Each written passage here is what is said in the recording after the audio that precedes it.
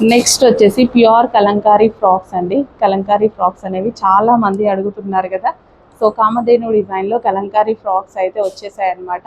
మంచి green colour Kamadhenu design and ఇది వచ్చేసి మనకి హ్యాండ్స్ అనమాట. సో ఈ విధంగా హ్యాండ్స్ అయితే వచ్చాయి.